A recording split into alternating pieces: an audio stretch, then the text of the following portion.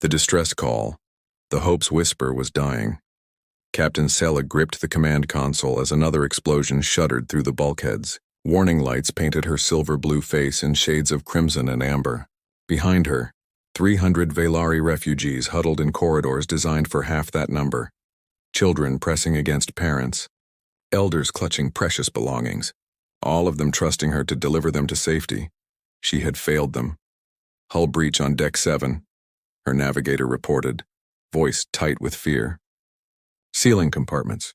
We've lost the starboard maneuvering thruster. Through the viewport, Sella watched the Kravix hunters circle closer, 5 warships, sleek and predatory, their hulls adorned with trophies from 100 conquered species. They weren't here to capture. The Kravix never took prisoners, only prey. How long until the drives fail completely? Sella asked. 18 minutes, maybe 20 if we divert all power from life support. 18 minutes. Barely enough time to say goodbye. Sella straightened her shoulders. Open all channels. Maximum broadcast range. Captain, her communications officer turned, confusion in his wide eyes. If we're going to die out here, someone needs to know it happened. Someone needs to bear witness. She took a breath. This is Captain Sella of the Velari vessel Hope's Whisper, broadcasting on all frequencies. Our ship is critically damaged. We are carrying 300 civilians, including 72 children, fleeing persecution in the outer reach. The Kravix Dominion has pursued us across 6 systems. We have no weapons. We have no defenses. Her voice cracked just slightly. We are requesting immediate assistance.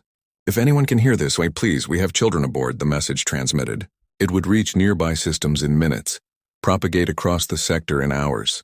In the silence that followed, Sella imagined it bouncing between relay stations, touching 1,000 worlds. None of them would answer. She knew that. Everyone knew that the Kravix didn't break pursuit. Another plasma bolt grazed their shields and the Hope's Whisper lurched sideways. 700 light-years away, the Galactic Council convened an emergency session. The vast chamber on Nexus Prime held representatives from 43 species, arranged in concentric circles around the speaker's platform. Holographic displays showed the Hope's Whisper's trajectory, the pursuing Kravix fleet, and the damning mathematics of intercept times. The Council recognizes Ambassador Threll of the Ascendancy, the speaker announced. The insectoid diplomat rose on 4 legs, mandibles clicking. This is a clear violation of territorial sovereignty. The Velari ship crossed into Kravix-claimed space without authorization. They were fleeing genocide. The Velari ambassador, Sela's own cousin, slammed her fist on the podium. The Kravix have been systematically eliminating refugee populations for 3 cycles. Nevertheless, Threll continued, Council intervention would require a formal vote, impact assessments, and coordination with Dominion authorities. The proper channels exist for a reason. The proper channels take weeks. They have minutes. Delegate after delegate spoke. Some expressed sympathy. Others cited precedent protocol, the delicate balance of interstellar politics. The Kravix ambassador sat silent, a predatory smile on his scaled face. He didn't need to argue. Bureaucracy would do the work for him. In the observation gallery, junior attaches from a dozen species watched the debate with varying degrees of disgust or resignation. All except one. The human observer, a young woman named Chen, had been recording everything on her datapad. Now she quietly stood and walked out, her fingers already composing a priority message to Earth. Admiral Rhea Kane was reviewing supply manifests when the alert came through. Ma'am, urgent signal from our Council observer, Priority Alpha. Kane looked up from her desk aboard the TDS Indomitable, humanity's newest dreadnought. At 53, she carried the weight of 30 years' service in every line around her eyes. On screen, the message was brief. A distress call. A refugee ship. A council too paralyzed by politics to act. And a simple note from Chen. They're going to let them die. Kane played the Velari captain's message. When she heard the part about children, something in her chest tightened. She'd heard similar pleas before. In the rubble of Lagos, in the frozen colonies of Titan, in a dozen other places where humans had barely survived their own cruelty toward each other. They'd learned from those mistakes, slowly, painfully, but they'd learned. Get me Fleet Admiral Okonkwo. Scramble encryption. Within minutes, the holographic form of Earth's supreme military commander appeared before her. Kane, I saw the intercept. I assume you're not calling to discuss protocol. The Indomitable and her escort group are the closest Terran assets, Kane said. We're 43 light-years from the distress signal. With the new quantum jump drives, we could be there in 90 minutes. Without council authorization, without knowing the full tactical situation, possibly starting an interstellar incident with the Kravix Dominion. Okonkwo steepled his fingers. Those children have 90 minutes, maybe less? Yes, sir. A long pause. Then, Earth didn't join the Galactic Council to watch innocents die while politicians argue. You have authorization from Terran Command. Rules of engagement are defensive protection of civilian vessels. Try not to start a war, Admiral. I'll do my best, sir. I know you will. That's why I'm sending you. Godspeed, Rhea. The connection terminated. Kane stood, straightening her uniform. All hands battle stations. Navigation, plot a jump to these coordinates. Engineering. I want every ounce of power you can squeeze from those drives. Communications broadcast on all military frequencies. This is the Terran Defense Fleet, en route to render assistance to a vessel in distress. On the bridge, her crew moved with practiced efficiency. They knew what this meant. Humanity had been part of the galactic community for only 20 years. Newcomers viewed with suspicion and unease. The Deathworld species, the ones who'd clawed their way up from a planet that actively tried to kill them. Now, they were about to remind the galaxy why that made them dangerous. Jump drive charged, her navigator reported. All ships report ready, her tactical officer added. Kane looked at the star map, at the tiny icon representing the Hope's Whisper and the Predator circling it. She thought about her own daughter, safe at university on Mars. She thought about all the children who'd never had that chance. Execute jump. Reality twisted. The Indomitable and her 5 escort ships vanished from their patrol route, leaving nothing but a fading quantum signature and a declaration that would echo across the galaxy. Humanity has entered the game. The Kravix were toying with their prey now. Commander Vexith watched the refugee ship tumble through space, its engines sputtering. Another few minutes and the life support would fail. Then his ships would close in, catalog the survivors, and add another notch to the Dominion's reputation. Sir, detecting quantum distortions. Multiple contacts, Vexith's crest raised with interest. Reinforcements for the prey? Identify, unknown configuration. Signatures match. Terran Registry Commander, the humans? Vexith's laugh rumbled through the bridge. The Deathworlders have come to play hero? How entertaining. They have no idea what they're facing.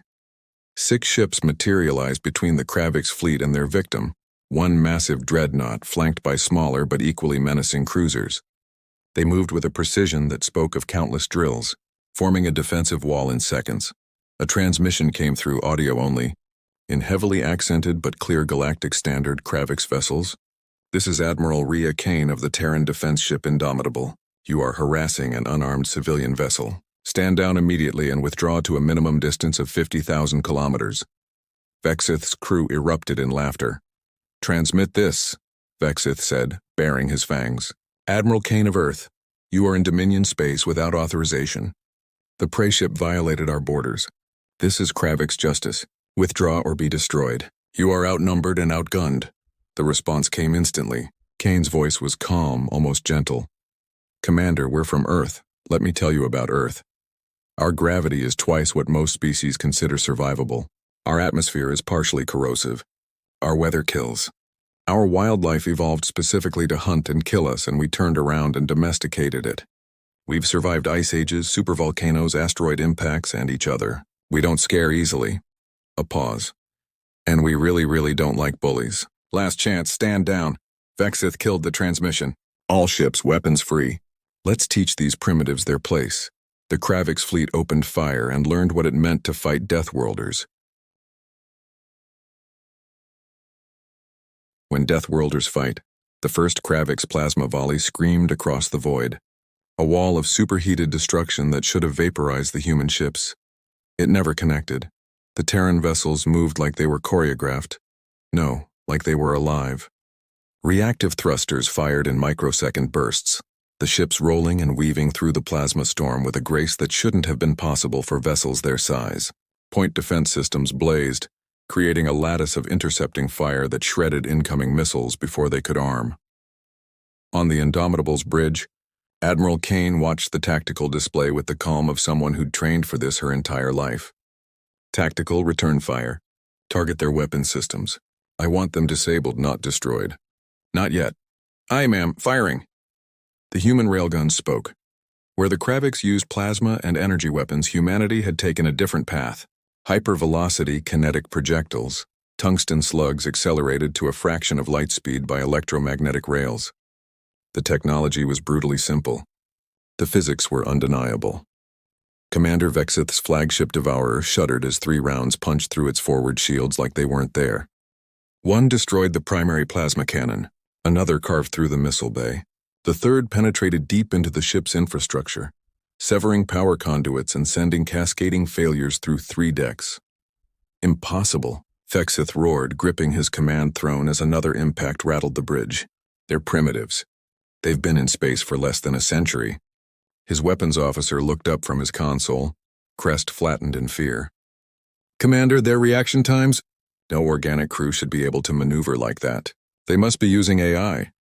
They're not, Vexith's tactical analyst whispered, bringing up bioscan data. Those ships are piloted by living beings. Their response time it's faster than ours. Significantly faster.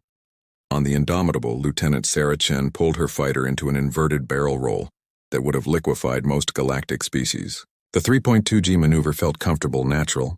Earth's crushing gravity had forged humans into beings who could withstand acceleration that left other species unconscious or dead.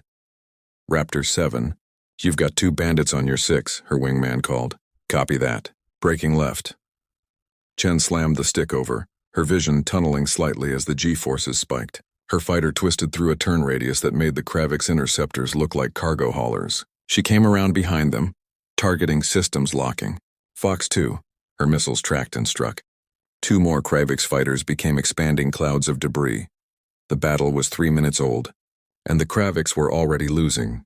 Aboard the Hope's Whisper, Captain Sella watched through the viewport in stunned silence. Captain, the humans they're winning, her navigator said, voice filled with disbelief. 5 ships against the entire Kravik's hunter pack, and they're winning. The Terran vessels moved through the battlefield like dancers, like predators, like nothing Sella had ever seen. Their weapons fired with surgical precision, disabling rather than destroying, as if they were pulling their punches even now. A transmission crackled through on emergency frequencies. Velari Vessel Hope's Whisper, this is TDS Indomitable. Maintain your current position. Medical and engineering teams are standing by to render assistance. You're safe now. Sella's hands trembled. They actually came. All the way from Earth, her communications officer said, pulling up the jump signature data. They must have pushed their drives to maximum. They risked everything to get here in time. Through the viewport, another Kravik ship lost its weapons and began a desperate retreat. The human vessels let it go. More concerned with protecting the refugee ship than claiming kills. Why? Sella whispered. Why would they do this for us? Commander Vexith had hunted prey across 100 systems. He'd shattered defense fleets from a dozen species. He'd built his reputation on ruthlessness and overwhelming force. He'd never faced humans before. All ships fall back to defensive formation, he ordered as another railgun round carved through his fleet's cruiser support. Concentrate fire on the dreadnought. The Kravik ships tried to regroup, but the human escort vessels harassed them mercilessly, their fighters darting in and out like insects, each strike precise and devastating. The Indomitable itself barely seemed damaged. Its shields regenerated faster than the Kraviks could deplete them. Commander, we're receiving a transmission from the human admiral, his communications officer reported. Ignore it. Sir, she's requesting our surrender. Vexith's blood ran cold. Surrender? The Kravik's dominion didn't surrender. They were the apex predators of this sector. They were. The Devourer shook as human marines' breaching pods slammed into the hull. Boarders! Someone screamed. They're cutting through the outer hull. Vexith pulled up internal sensors and watched with growing horror as the first human marines entered his ship. They wore powered armor that enhanced their already formidable strength, moved with a speed that seemed impossible, and fought with a coordination that spoke of thousands of hours of training in environments that would kill most species. The first Kravik security team met them at the breach point. It lasted 8 seconds. The humans moved through the ship like a force of nature, disabling crew with non-lethal weapons, securing compartments with brutal efficiency. They weren't just soldiers. They were hunters, and Vexith finally understood the terrible irony. The Kraviks had always been prey. They'd just never met a real predator before. Engineering, route all power to shields, Vexith ordered. We need to— His console exploded, not from weapons fire, from a shaped breaching charge placed with surgical precision by a human infiltration team that had cut through his ship's security like it wasn't there. Smoke cleared. A human marine stepped through, rifle raised. Through his helmet's visor, Vexith could see dark eyes that held no mercy, only professional competence. Commander Vexith, the marine said in perfect Kravik's dialect, you have 23 Velari prisoners in your holding cells. My team will be escorting them to safety now. You can either stay quiet, or I can make you quiet. Your choice. Vexith's crest flattened completely. He'd never felt fear like this. The fear of being utterly, completely outmatched. The holding cells are on Deck 9, Section 12. I know. We've had your ship's schematics for the last 90 seconds. The Marine moved past him with 3 teammates, leaving Vexith alive and unharmed, his ego the only casualty. Through his ship's internal feeds, Vexith watched the humans locate the Velari prisoners, families, children, the survivors of the Hope's Whisper's sister ship that had fallen days ago. The humans treated them with a gentleness that seemed impossible from beings who'd just torn through armed Kravik's warriors. One Marine knelt beside a terrified Velari child, removing his helmet to show a young, kind face. He offered the child a ration bar and spoke soft words of reassurance. Predators didn't do that. Monsters didn't do that. What were these humans? 20 minutes after the battle began, it was over. 2 Kravik's ships were disabled and drifting. 2 more had retreated at maximum speed, trailing atmosphere. The Devourer hung powerless in space, its crew secured, its commander stunned into silence. The last Kravik's vessel was frantically broadcasting surrender requests.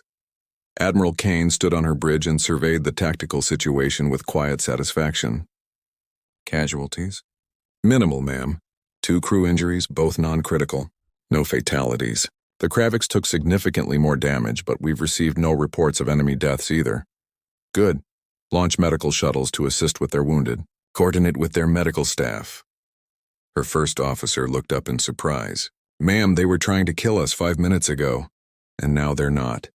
We're not savages, Commander. We help the wounded, all wounded. Kane turned to communications. Get me Captain Sella. The Velari captain's face appeared on screen, her expression a mixture of awe, gratitude, and confusion. Admiral Kane, we don't have words. You saved us. You risked your ships, your crew, for people you've never met. Kane smiled gently. Captain, where we come from, that's not unusual. That's just being decent. Your ship took significant damage. We're sending engineering teams and medical personnel. We'll escort you to the nearest safe port. The Council will be furious with you. The Kravik's Dominion will demand retribution. Let them. Kane's expression hardened slightly. We're new to this galactic community, Captain Sella. We're still learning the rules. But some rules are worth breaking. And if the price of doing the right thing is making some politicians uncomfortable, that's a price we're willing to pay. 37 hours later, news of the engagement reached Nexus Prime.